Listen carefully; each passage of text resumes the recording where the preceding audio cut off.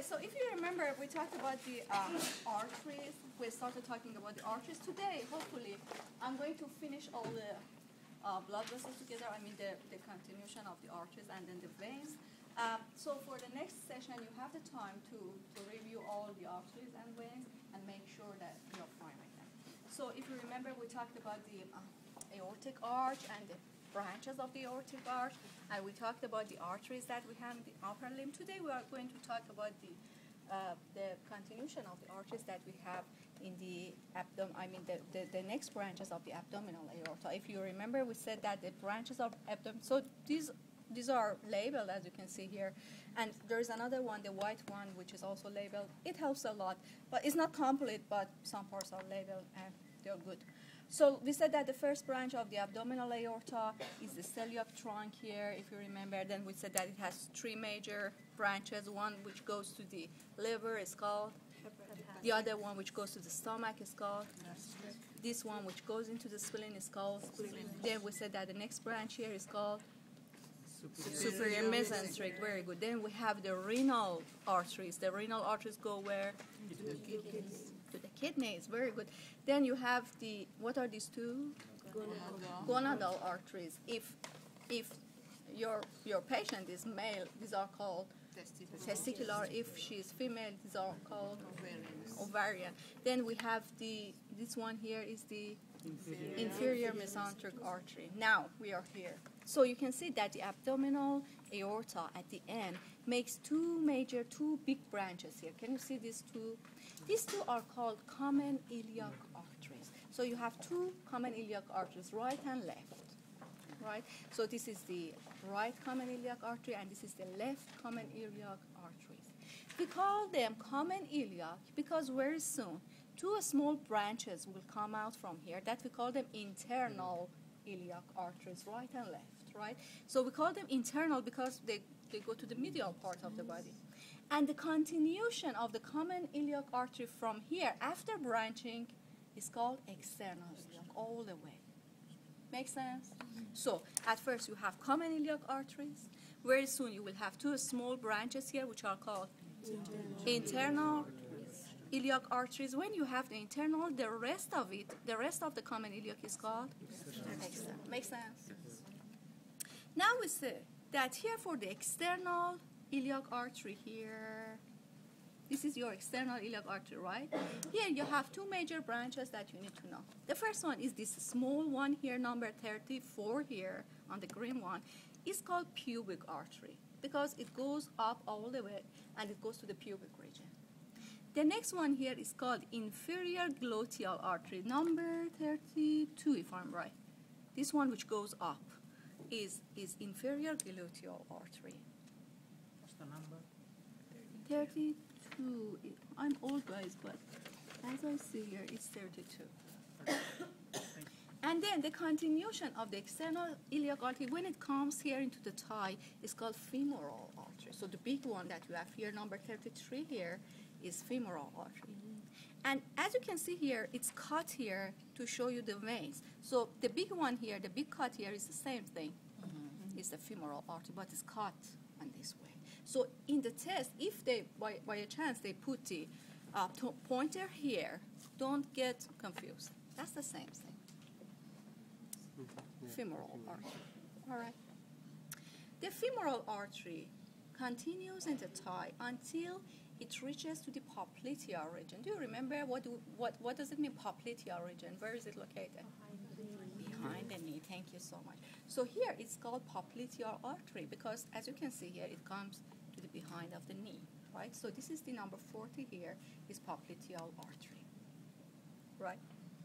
And then it comes all the way down. Here it shows you that it comes to the anterior of this bone here. You have two bones here. What is this one? The greater one, the larger one is called tibia. So it comes into the anterior part of the tibia. That's why we call it anterior tibial artery.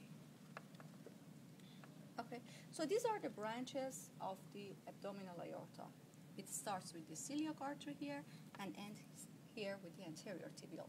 The parts that we have mentioned today are two major branches of the abdominal aorta, which are called common iliacs. Very soon you will have these two small branches. These small branches are called internal iliac. The continuation of it is called external iliac. External iliac here has two branches. This one, this small one, is pubic artery. The other one which goes up is gluteal artery. Very good.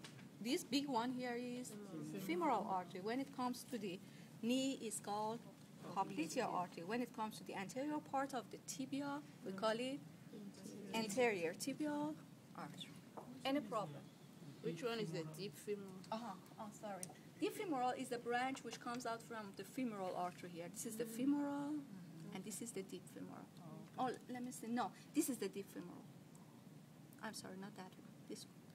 The smaller one here, which comes down. 35 on it. 35 is deep femoral. You got it? Any problem? So, veins. What's the difference between arteries and veins? So what does it mean? Oxygenated. This is the lazy version of it, but that's true. Veins carry what? The oxygen. Arteries carry what? Oxygen. There is an exception here. What's the exception? Pulmonary arteries and veins. It means that the pulmonary arteries carry The oxygen. pulmonary veins carry oxygen. So it means that there is an exception here. All the arteries are red, all the veins are blue, but in the lung, the pulmonary arteries are in blue because they carry the oxygenated blood. Pulmonary veins are red because they carry oxygenated blood. So here, when it says pulmonaries, it means pulmonary veins. So these are the red things and the red branches that you can see here inside the lung. These are the pulmonary veins. Then here you have two major veins, guys, here, which are called superior and inferior vena cava. Vena cava, superior vena cava and inferior vena cava.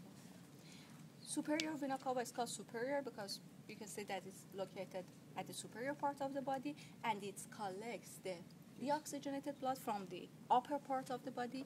Inferior vena cava is called inferior because it carries deoxygenated blood from the lower part of the body, right? And remember that both of them open into the right atrium of the heart. When we talk about the heart, you will see that. So this is the superior vena cava, and this is the inferior vena cava. Superior vena cava, guys, here has two major branches, right? Just here, when it makes the two major branches, these two major branches are called brachiocephalic veins. They are more obvious here. Look, this is the superior vena cava, and these two branches are brachiocephalic branches, right?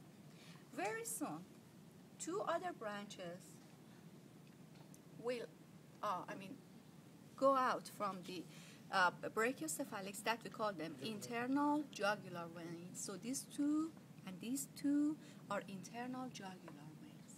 The continuation of the brachiocephalic after branching of internal jugular are called subclavian veins, these two. Do you remember that we have right and left subclavian arteries? So left subclavian artery is a branch of which artery? No, left. Left is one of the branches of the aortic arch. But what about the right subclavian artery? Is a branch of brachiocephalic. So you have two subclavian arteries and you have two subclavian veins. After branching of the internal jugular, we call it subclavian vein. So this is your subclavian vein. This is your subclavian vein, right? Then we have another vein here, which is called azygos. Guys, azygos is a very important vein, but it's absent on these models. The only place that you have the azygos vein is this place at the back of your heart. In the thoracic model, at the back of the heart, this vein here is azygos. When it goes into here, you can see that the continuation of it is here. So, in the test, if they put the pointer here or here, you should say that this is azygos vein. This is the only place that you can see azygos. So you know the brachiocephalics. Remember that from the superior vena cava, we have the branches which are called thyroid veins. So you can guess that the thyroid veins go where? Thyroid veins go where? My baby knows it. To the thyroid gland. Look, this is your thyroid vein. This is the thyroid gland. This is the only place that you can see it, and also on the big torso. That this branch of the brachiocephalic vein is called thyroid vein, and it goes into the thyroid gland. We call it thyroid vein because it goes to the thyroid gland. That's it. All right. So here you have the internal jugular, and very soon you will have another branch here, all the way here and here also, which is called external jugular vein. Guys, again, this model here is wrong, because if you look at the picture that you have in your textbook, you can see that the external jugular vein is a branch from the brachiocephalic. But here it shows that it's a branch of internal jugular, and it's not correct. But for the test, if they put the pointer somewhere here, they mean internal jugular. If they put it on any of these branches, they mean external jugular, right? But make sure that you know, I mean, the real thing, the external jugular is another branch which comes up from here. All right. Then you have the subclavians. You know these two are subclavian veins. Subclavian vein, when it comes into the arm, makes three major branches. Number one here is called cephalic vein. So all the way here, this is cephalic vein. The other one here, this one, is called basilic vein. And between these two, can you see this one here? Mm-hmm. This is called brachial vein. So here you have three branches that you need to know. Three branches of subclavian vein. This one here at the exterior part is called, the other one, medial one, is called basilic, and between these two, this big one, the big one is called brachial vein. So this is the brachial vein. Let me see.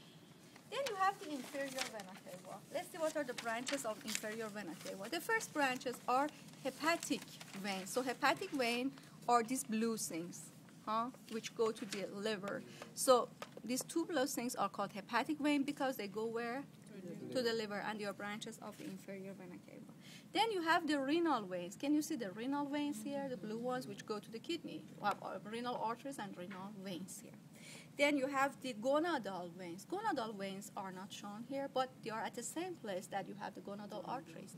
And on the big torso, you can see them. Again, if your model is male, they are called testicular veins. If it's female, they are called ovarian veins. Then you have the same story. Do you remember that here we have common iliac arteries? Here you have common iliac veins. The same story. You have the internal iliac vein. You have the external iliac vein. External iliac vein, when it comes to the thigh, is called femoral vein. So this is your femoral vein. After femoral vein, when it comes into the knee, and after it is called great saphenous vein. So all the way here, this is the great saphenous vein. And then, again, another wrong thing in your models. In the pictures, in the real one, femoral vein and the great saphenous vein are two different veins. Femoral veins come here all the way, and great saphenous vein goes there all the way. But in this model, this part of it, which is inside the thigh, is called femoral vein. When it comes here, at the back of the knee, and in the leg, we call it great saphenous vein all the way. It means that if they put a pointer somewhere here, you will tell me that this is femoral vein. If they put it somewhere here or here, you will tell me that this is great saphenous vein. And this part is called popliteal vein between these two, right? Mm-hmm. So at first you have the femoral vein, then you have the popliteal vein, like the popliteal artery here. Here you have the popliteal vein, and then the continuation is called great saphenous vein. And finally, you have a vein which is called portal vein. As you can guess, portal vein is a part of the portal system. What's the portal system? Remember? From one capillary to another capillary. Very good. Without passing through the heart, right? You have the same story here for the liver in the digestive system. We'll talk about it. For now, just know that where you have this purple one, can you see the purple vein here where it says C? This is the portal vein. So if they put the pointer anywhere here, they mean the portal vein. This is the portal vein. Was it one that was going to pass? Huh? Was it this one? Yes, where it says C on it. Oh, okay. Okay, so we're done. Any question? Do you have any problem or questions? Guys, so make sure that you look at the models, but before that, make sure that you notice things on the other models as well. So what is this one here? Where is my pelvic model? Alpha is resting on it. So this is the inferior vena cava. These two are what? They go where? My baby knows it. I kill you. To the kidneys. So these are the renal veins, huh? Then the blue one here is what? Gonadal vein. These are the gonadal arteries, right? So here you have the common iliac veins. Look, the internal iliac veins are here, and the continuation is external again. Any question? All right. Guys, look at the models. All the models. Make sure that you can find the arteries and veins as you have.